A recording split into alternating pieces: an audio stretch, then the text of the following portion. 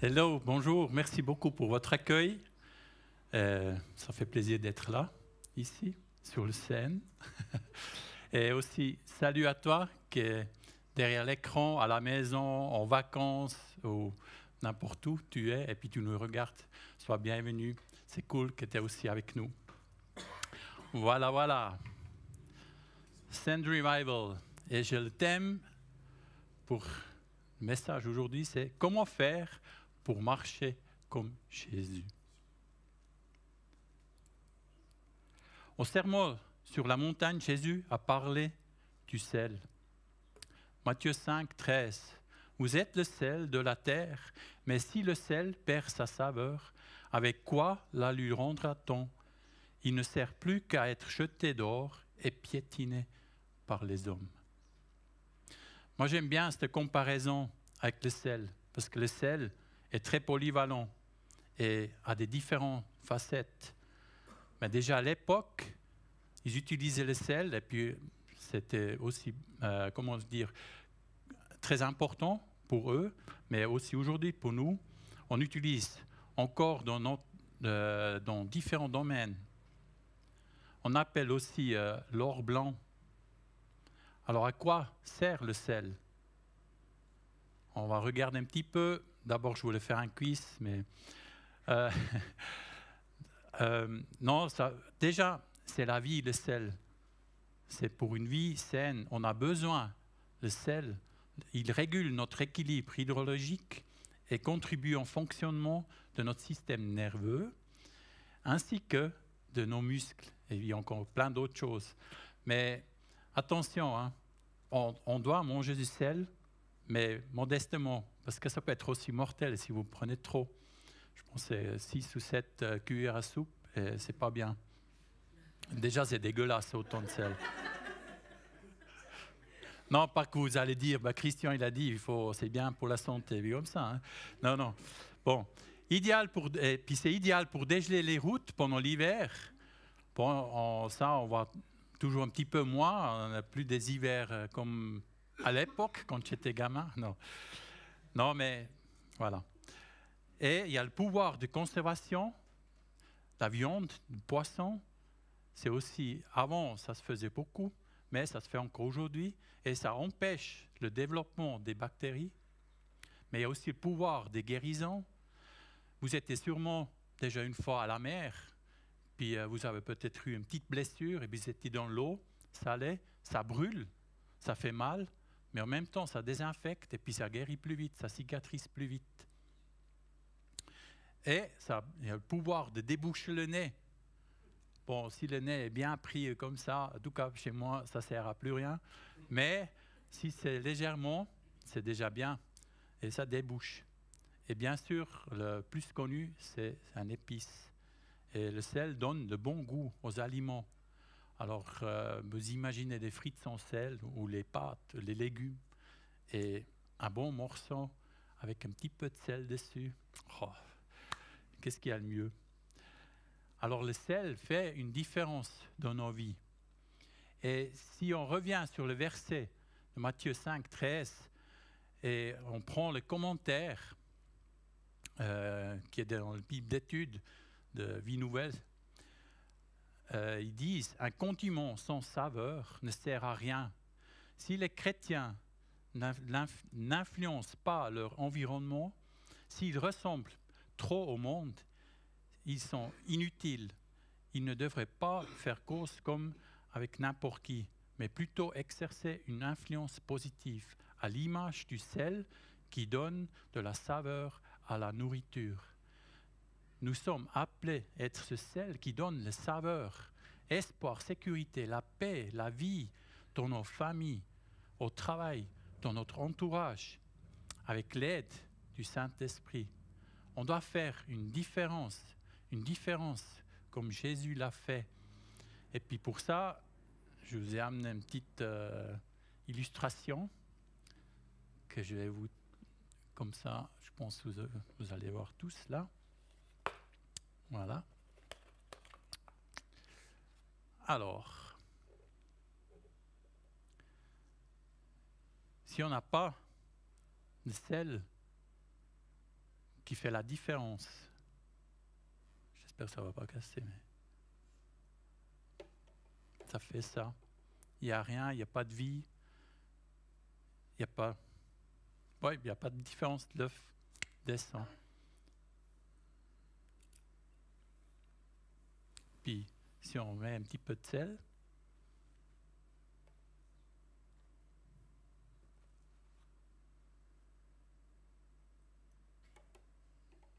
ça ne marche pas.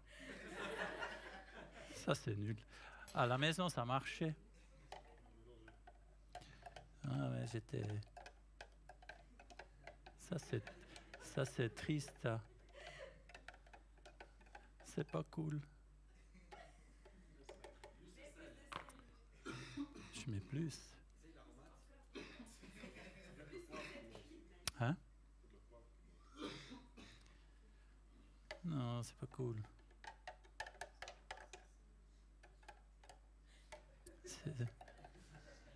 Ça, c'est raté, hein? On dit que c'est raté, ça.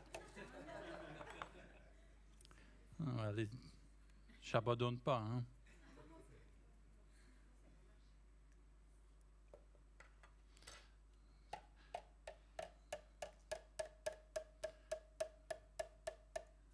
Voilà, cocktail est prêt, on change l'œuf. Ah!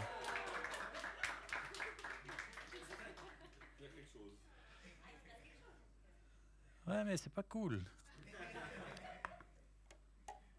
Bon, on va pas perdre. Normalement, il y a assez de sel, et puis c'est bon.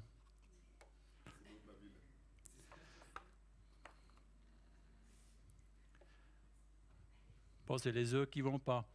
Bon, bref. Je suis désolé, à la maison ça marchait, puis normalement l'œuf devrait flotter, faire la différence. Je suis un petit peu déçu, mais ma foi, c'est pas le plus important. Voilà. Alors, je ne sais pas comment c'est pour vous, mais moi, des fois, j'ai des situations où je me trouve dans des situations où je me dis, où je crois là, Jésus, ou comment je me suis comporté, ou comment j'ai réagi, c'est peut-être Jésus, il aurait réagi ou se comporté différemment.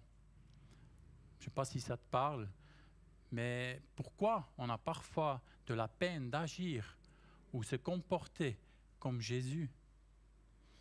Est-ce que c'est possible qu'on ait encore quelque chose, un thème, comme par exemple passivité, honte, peur, apitoiement, infériorité, avarice, fierté, dépendance, ou jalousie, rejet, colère, ou bien un autre thème qui nous retient?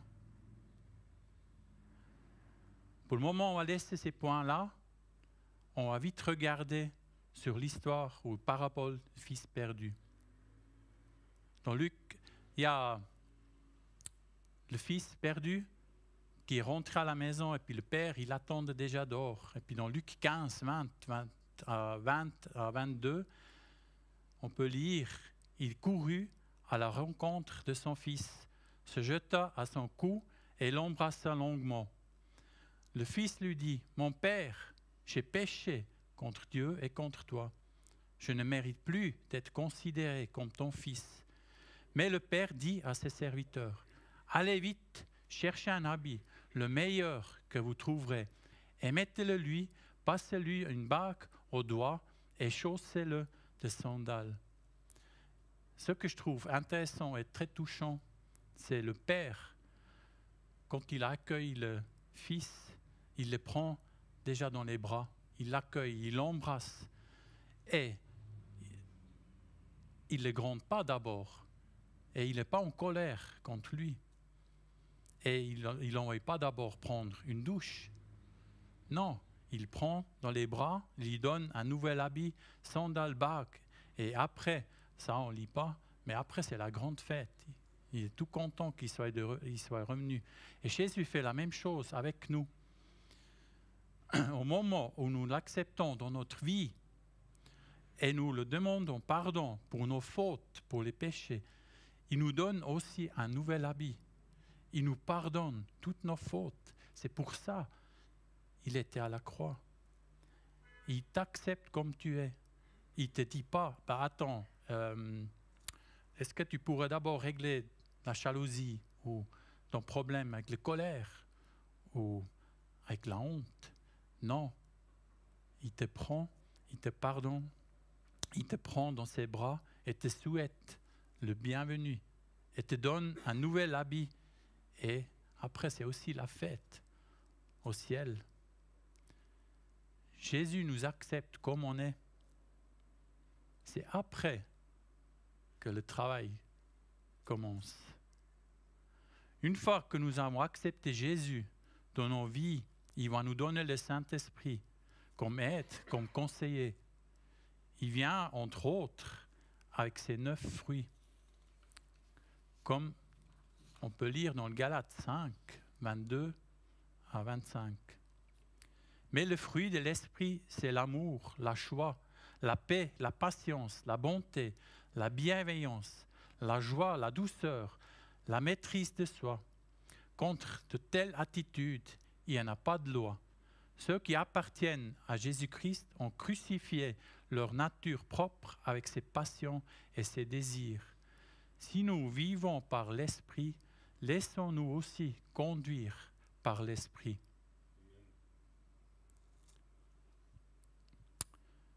Tu peux mettre l'image des fruits là.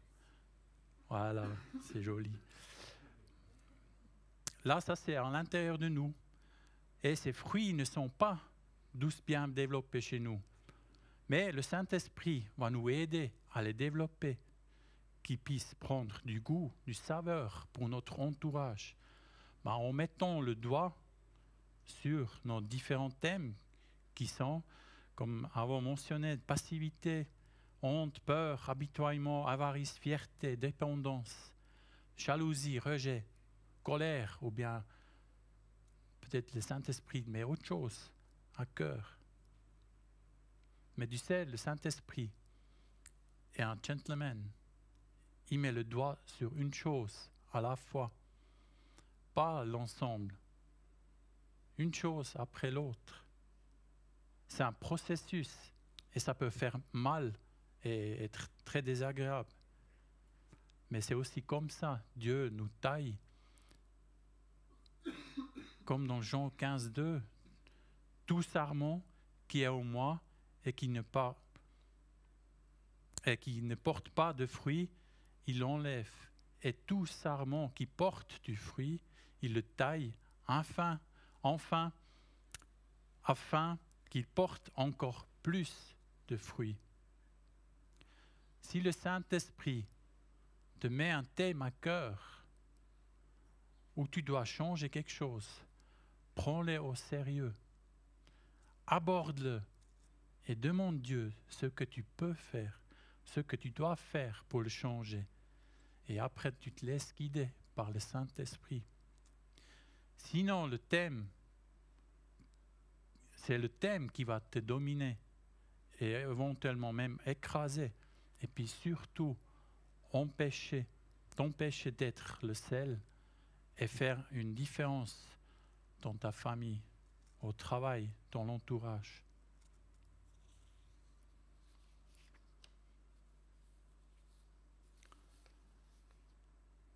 On doit être différent que ce monde. Mais pour ça, il faut se laisser tailler par Dieu. Et ce n'est pas toujours agréable. Justement, ça peut faire mal aussi. Mais le résultat va être génial. Il y a quelques années en arrière, j'ai fait plusieurs fois la prière. Je le fais un petit peu moins parce que je suis un petit peu... vous verrez pourquoi. Dieu, j'ai prié, Dieu, aide-moi de te ressembler toujours plus, que je puisse voir chaque personne avec tes yeux et les aimer comme toi tu les aimes, traiter comme toi tu les traiterais. Et tu sais quoi? Ils m'ont entendu. Et mon thème, à ce moment, ça fait déjà un petit moment que je travaille là-dessus, c'est l'ego, c'est la fierté et de ne pas mettre mes intérêts au-dessus des besoins des autres, humilité. Et ouais, ça fait, comme j'ai dit avant, ça fait déjà un moment que je travaille là-dessus. C'est déjà au travail aussi que je suis en train de travailler, ou j'étais en train de travailler. Et puis là, au mois de septembre, j'ai pu faire connaissance avec une merveilleuse femme, ma future femme. Et comme ça vous réveille un petit peu. Et je me suis dit, bien cool, elle a le même âge que moi, peut-être 2-3 points d'elle. Elle est veuve, elle a 3 enfants adultes, qui sont adultes, et elle habite un petit peu plus loin qu'ici. Et sa fille, ou elle habite encore avec sa fille. Mais moi, je me suis dit, mais c'est cool. À notre âge, les enfants voilà, sont sortis de la maison. Et puis moi, je m'imaginais un petit peu de relation, comme c'est une relation à distance, un week-end chez moi, un week-end chez elle, et puis tranquille. Mais finalement, ce n'était pas tout à fait comme ça. Mon arrivée dans la famille d'elle, ça a déclenché chez sa fille, qui habite encore chez elle, ça déclenche déjà le deuil qu'elle n'a jamais fait du décès de son papa, et ça déclenche une peur de perdre sa maman, ou bien en plus encore perdre sa maman, et des angoisses de se retrouver seule ou toute seule. Et ce n'était pas facile, on a dû s'adapter. Comment on allait se voir, combien de temps on allait se voir, quand on va téléphoner ensemble. Et puis pour moi, c'était quelque chose, c'était vraiment dur. Et puis justement de me retenir et puis laisser la place à la fille, pour moi, c'était quelque chose, moi j'avais mes intérêts et puis ses besoins, c'était un petit peu, ouais, je les mettais à côté. Et puis au début, qu'est-ce qu'il a fait que j'ai quand même continué, ou comment entretenir ou garder cette relation. J'étais convaincu que c'était la femme de ma vie, et j'étais convaincu que c'est Dieu qui m'a donné cette femme. Et c'est ça qui m'a fait avancer et puis aussi m'adapter. Et c'était vraiment pas facile pour moi. Et je ne vais pas aller plus en détail parce que je pourrais vous raconter toute la journée, parce qu'on a vécu plein de choses, mais qu'est-ce qui était cool, fur et à mesure, Dieu, il m'a taillé.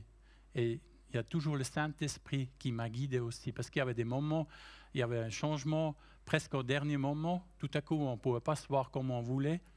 Et ça, c'était des moments pour moi, ça m'a... Ouais, là, le Saint-Esprit m'a super bien guidé, parce que j'ai jamais... On est en contact beaucoup avec WhatsApp, ou bien on fait aussi des audios comme ça. Et puis quand elle m'a annoncé 2-3 fois, c'était souvent par audio ou par WhatsApp. Puis j'ai pas répondu tout de suite, parce que si j'aurais répondu tout de suite, je pense c'était pas bon. Et puis j'ai pris un moment, j'ai prié, et là je suis tellement reconnaissant pour qu'on puisse avoir, ou que je puisse avoir ce Saint-Esprit qui me guide aussi. Et tout à coup j'ai reçu la paix, et puis j'ai dit à la fin, d'accord, on fait comme ça. Et puis j'avais la paix vraiment dessus. Et au début, on ne peut pas dire j'étais fâché contre la fille, mais je me suis dit quand même, souvent, j'ai jamais dit, j'avais des pensées que pourquoi elle est comme ça, elle a qu'à un petit peu comment on dit, tsamana, prendre en moi, ouais, et puis voilà, allez, pense un petit peu positif, et puis tout ça. Mais fur et à mesure, justement, Dieu, il m'a taillé, et puis j'ai commencé à développer un amour pour elle aussi. Puis je l'inclus toujours plus dans mon cœur. Et finalement, je l'aime tellement, et maintenant j'ai aussi envie qu'elle puisse faire justement ce travail et puis aussi s'épanouir et puis tout ça. Et maintenant, pour moi, c'est OK. Comment ça se passe? Et j'ai reçu à mon Pâques, il y avait le verset du jour, Jean 13, 14. Si donc je vous ai lavé les pieds, moi le Seigneur et le Maître, vous devez aussi vous laver les pieds les uns aux autres, car je vous ai donné un exemple afin que vous fassiez comme je vous ai fait. Et puis il y avait le commentaire, le commentaire est assez long, mais qu'est-ce qui m'a vraiment parlé, c'est « Mais pour être grand aux yeux de Jésus, il est nécessaire de servir les autres avec sacrifice. » Ça. Pour pouvoir faire cela, tu dois considérer les autres comme supérieurs à toi-même. Cela ne signifie pas que tu penses rien de toi-même, mais que tu considères ni comme meilleur, ni comme pire que ce que tu es réellement. Tu te vois comme Jésus te voit, comme quelqu'un qui est digne d'être servi et qui est tout aussi digne de servir les autres. Et puis après, il y a encore le verset de Matthieu 20, 28. « Car le Fils, l'homme, n'est pas non plus venu pour être servi. Il est venu pour servir et donner sa vie en rançon, afin que beaucoup de gens soient libérés de l'emprise du mal. » Je crois, là, je n'ai rien rajouté. Puis moi, j'étais juste là, j'ai dit, OK, merci. Et puis je crois, sur le bon chemin. Et tu vois, si je regarde aujourd'hui où on est dans la relation, mais aussi la fille, je voulais pas, mais c'est incroyable comme elle a déjà changé. Et puis c'est incroyable aussi quand on est ensemble, quand on passe du temps aussi avec sa fille, c'est toujours des super temps et on s'entend super bien. Et ouais, c'est vraiment génial. Et puis aussi pour notre relation, tout ce qu'on a vécu, c'est vraiment incroyable. Ça nous a soudés tout de suite très fort ensemble. Et puis, ouais, finalement, je suis, comment on peut dire, reconnaissant pour cette situation parce que moi, j'ai appris plein de choses. Dieu, il m'a taillé et je peux voir plein de choses maintenant différemment. Et finalement, on a les trois gagnants, moi, ma chérie et sa fille aussi. Et puis pour l'avenir, c'est que du bonheur. Et tu vois, c'est pas seulement... Là, je parle beaucoup de moi, mais il y a aussi ma chérie qui a fait beaucoup de travail. Pour elle, la situation qu'elle avait, c'est vraiment le pire qu'elle pouvait avoir. Elle était entre moi, ou elle est encore entre moi et puis sa fille. Mais aussi sa fille, elle fait un travail énorme. Mais je peux vous dire, il y avait beaucoup de prières, beaucoup de moments j'étais à genoux, on était à genoux aussi. Mais Dieu nous a portés en travers de tout ça et on sort beaucoup plus fort de tout ça. C'est tellement cool. Et puis je suis tellement reconnaissant justement que Dieu, il nous donne justement ce Saint-Esprit qui nous conseille et puis qui nous aide. Et ouais. Ce n'est pas toujours agréable, mais le résultat est génial, ou va être génial. C'est pas fini.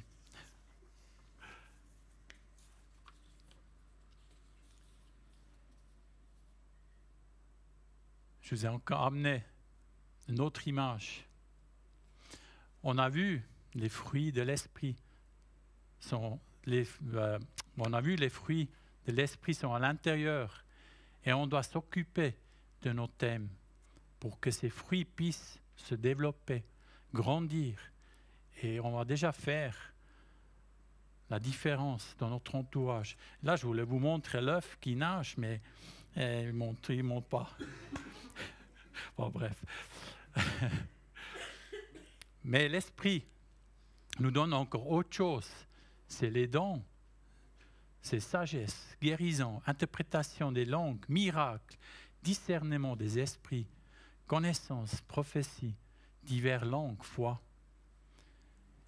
Et la Bible nous dit de les demander, de les désirer alors on peut les demander pour les recevoir. Et c'est avec les fruits et les dons, on va amener le royaume de Dieu au monde, dans nos familles, notre place de travail, dans notre entourage. On va être le sel de la terre. Et on peut déjà commencer. Il ne faut pas attendre jusqu'à qu'on soit parfait, hein? Sinon on ne va jamais bouger. Si tu vois quelqu'un qui a besoin d'aide, qui est malade, ou des finances ou nourriture, au travail, dans ton entourage ou dans la rue, mais l'ignore pas. Offre la prière. Et s'il ne veut pas, la prière, ben, tant pis pour lui, je dirais. Mais toi, tu as fait ton boulot, tu as fait ta part. Ou si tu reçois un mot, une impression, une prophétie pour quelqu'un, mais envoie-lui le message. Aujourd'hui, avec le WhatsApp ou je sais pas, Telegram ou avec quoi que vous SMS, c'est tellement facile. Envoie-le. Et puis ce qu'elle fait, la personne, avec ce message ou ce mot que tu as reçu, ça c'est après son problème. Mais toi, tu as fait ta part. Pour finir, je vous ai amené encore une image de Leonardo da Vinci. Bon, c'est un petit peu soumé. C'est le dernier repas de Sainte-Seine. Et puis, on va... Il faut que je me mette comment? Ouais. On voit, il y a Judas l'Iscariote. C'est celui qui a trahi Jésus. La main crispée sur la bourse. Et Judas aussi avait reçu un nouvel habit, le pardon. Mais il n'a jamais abordé son thème. Son thème, c'était l'argent. Et c'est ça qui l'a amené de trahir Jésus. Et si on regarde donc un petit détail, là, il y a la salière. Avec son coude, il renverse la salière, il jette le sel.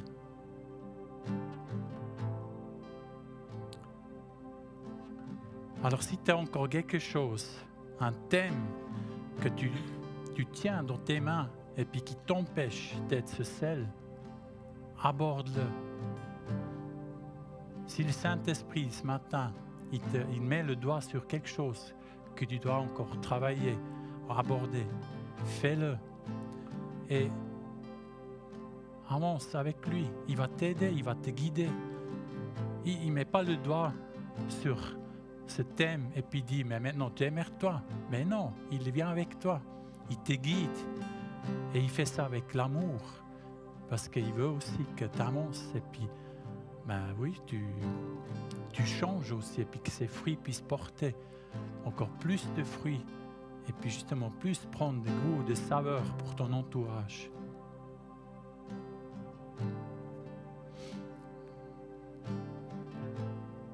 On peut lire, je vais finir avec versets, deux, trois versets bibliques. 1 Jean 2, 15, 16. N'aimez pas le monde, ni rien de ce qui fait partie de ce monde.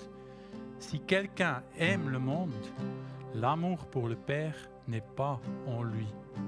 En effet, tout ce qui fait partie du monde, les mauvais désirs qui animent l'homme livré à lui-même, la soif de posséder, ce qui attire les regards et l'orgueil qui inspire les biens matériels, tout cela ne vient pas du Père, mais du monde. Nous, tous, nous sommes le sel de la terre.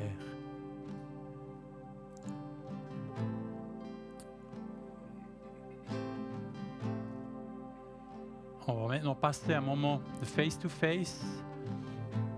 Il y a deux questions que tu peux prendre avec, mais je pense, prends vraiment ce temps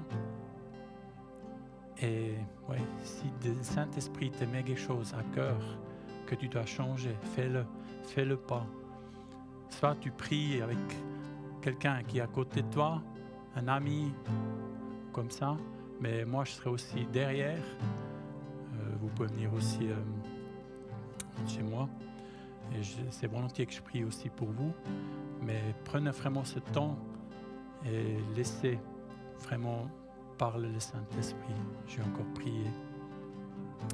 Ah oui, Papa, merci beaucoup que tu nous as donné le Saint-Esprit qui est en nous et qui nous guide, qui nous conseille aussi. Et puis je te prie maintenant pour que tu viennes, Saint-Esprit, que tu touches les gens, tu touches s'il y a encore quelque chose qui doivent changer ou qui doivent aborder un thème qui les retient d'être ce fruit ou ce sel sur la terre, qu'ils puissent ça maintenant aborder, et puis tu les amènes là, et puis tu leur aides aussi de justement de oser aussi aborder ce thème, qu'ils puissent sentir que tu es avec eux et que tu les aimes, tu les entoures. Oui, Seigneur, bénis-les. Amen.